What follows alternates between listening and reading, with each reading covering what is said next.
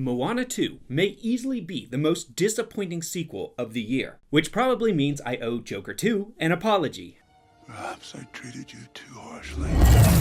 Don't get me wrong, Joker 2 is still definitely way worse than anything in Moana 2. But it's just that this movie, it was a colossal missed opportunity, and it just felt like a cynical, low-effort cash grab. The first film was this fantastic callback to some of the best of the Disney Renaissance, being directed by legendary director team Ron Clements and John Musker of Little Mermaid and Aladdin fame. It was a bright, poppy movie with gorgeous visuals, fun characters, and Lin-Manuel Miranda still on his hot streak. Everything just sort of clicked together.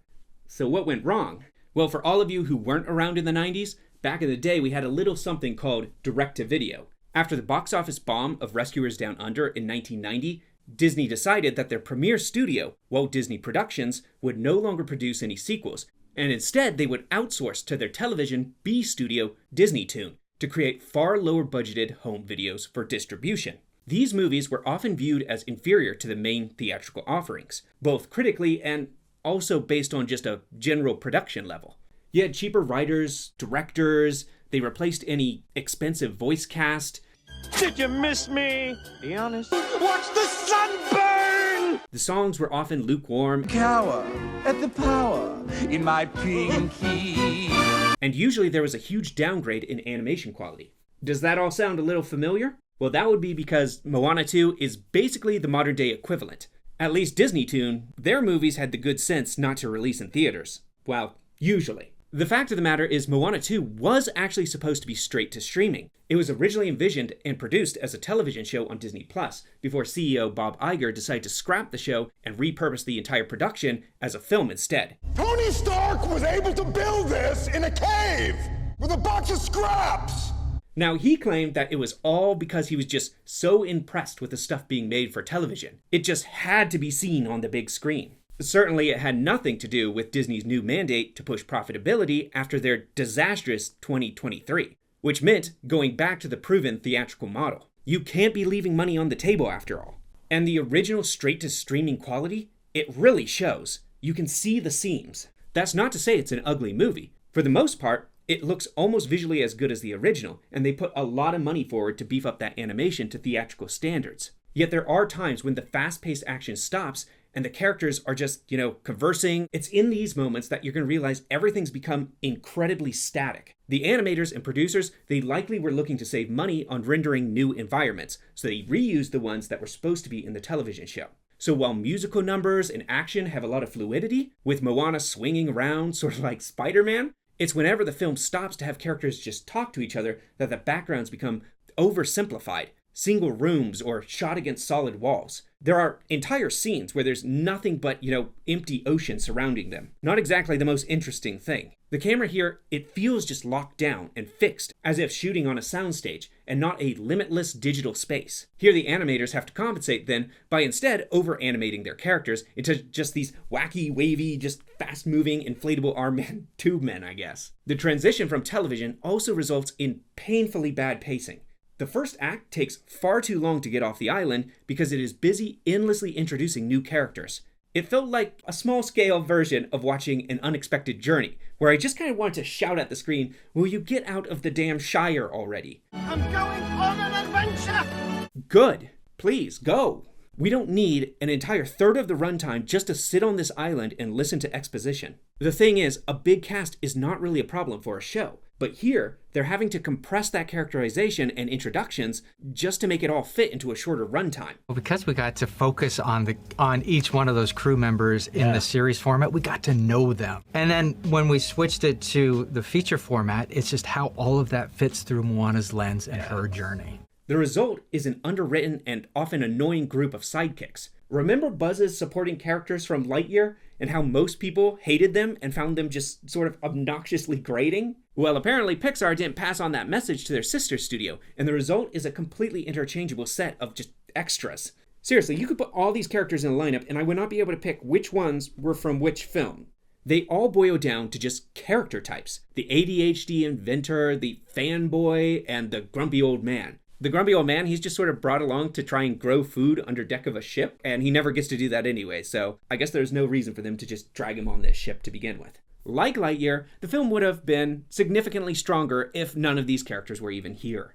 The entire second act of the movie feels like a series of just cobbled together episodes, where our characters go from action set piece to action set piece with very little to tie it all together. It just feels like an abridged episodic structure that's gotten smooshed together. Like someone told the directors, take out everything of substance from the actual episode, but leave the creature feature monster fights for the theatrical version. This straight-to-video feel is basically everywhere in the movie, beginning with the lackluster direction from an underexperienced team.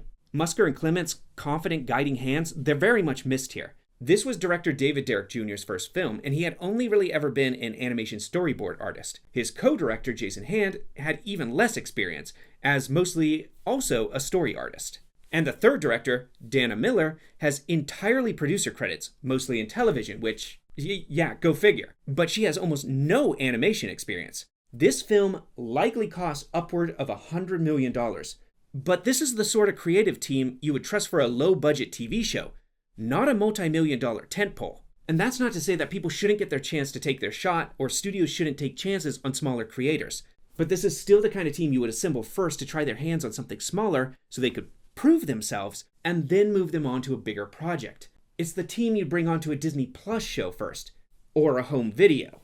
Music was a big draw of the first movie, with Lin-Manuel Miranda really putting out some of his best work with catchy tunes that are a mix of classic Disney and Miranda's own unique Hamilton style.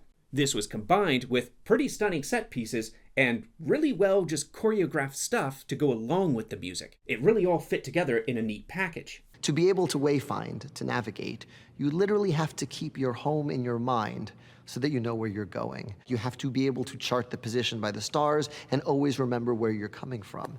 The music here, it's not really necessarily outright bad. I would just say it's kind of forgettable and feels like space filler sometimes. Sitting here, I really can't remember a single song in the movie. It's not something that sticks with me. And I understand it's a thankless task to try and fill the shoes of one of the biggest songwriters of today, especially when the people replacing him are primarily known for something called the unofficial Bridgerton musical, I guess?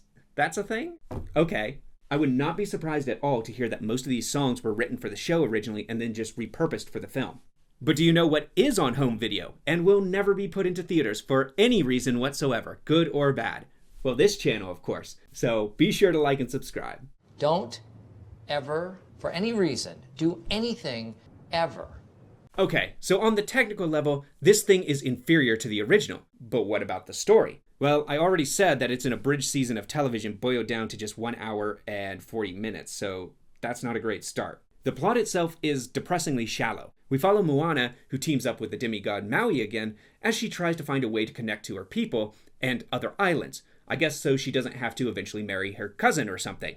I think that last part was not explicitly said, but there was the implication. Okay. You had me going there for the first part. The second half kind of threw me.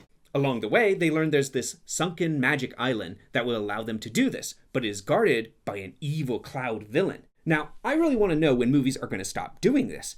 You would have thought that they would have learned from Galactus or Green Lantern that these are not exactly the most compelling villains. They have a secondary villain that seems like she would have been more interesting, but the movie spends half its runtime setting her up, only to then promptly abandon her. She's a dead end. As for the Purple Cloud, I've seen the movie, and I still don't completely grasp, A, how they were planning to defeat this storm god in the first place. What were they going to do once they got there? And B, how they actually ended up doing it.